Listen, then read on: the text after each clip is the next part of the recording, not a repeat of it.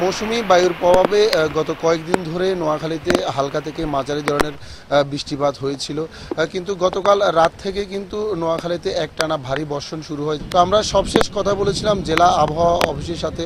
তারা আমাদেরকে যেটা জানিয়েছেন যে সবশেষ 24 ঘন্টায় নোয়াখালীর যে মাইজদি অফিস রয়েছে, মাইজদি অফিসে 140 মিলিমিটার বৃষ্টিপাত এবং হাতিয়া অফিসে 144 মিলিমিটার বৃষ্টিপাত রেকর্ড করা হয়েছে।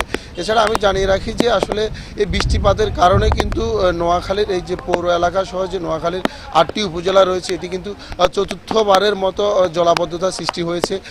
আমরা সকাল থেকে বেশ কয়েকটি এলাকা ঘুরে দেখেছি যে আসলে প্রতিটি সড়কেই কিন্তু পানিতে জলাবদ্ধতা সৃষ্টি হয়েছে এবং যে বাসাবাড়ি রয়েছে বাসাবাড়িগুলোতে পানি প্রবেশ করেছে। এছাড়া শহরের বিভিন্ন যে সরকারি স্থাপনাগুলো রয়েছে, সরকারি ভবনগুলো রয়েছে এবং কার্যালয়গুলো রয়েছে, প্রতিটির সামনেই কিন্তু পানি যে জলাবদ্ধতা সৃষ্টি হয়েছে। এর ফলে কিন্তু এখানকার যে স্থানীয় লোকজন রয়েছে তারা আসলে ব্যাপক ভোগান্তিতে পড়েছে। এছাড়া আমি জানিয়ে রাখি যে টানা বৃষ্টির প্রভাবে এবং জোয়ারের পানিতে নোয়াখালীর কোম্পানিগঞ্জ উপজেলার যে মুসাপুর এবং চরেলাহি ইউনিয়ন রয়েছে সেখানকার নিম্ন অঞ্চল প্লাবিত হয়েছে।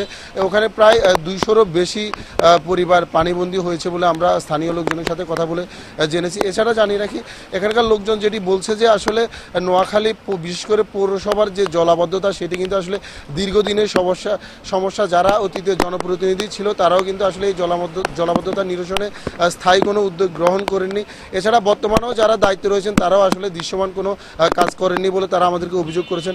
এছাড়া জানিয়ে রাখি লোকজন যেটি বলছে যে আসলে জেলার বিভিন্ন স্থানে যে খালগুলো রয়েছে বিভিন্ন করে এবং জলাশয়গুলো রয়েছে সেগুলো বিভিন্ন সময় দখলের কারণে কিন্তু এই পানি নিষ্কাশন না হওয়ায় এই জলাবদ্ধতার সৃষ্টি হচ্ছে।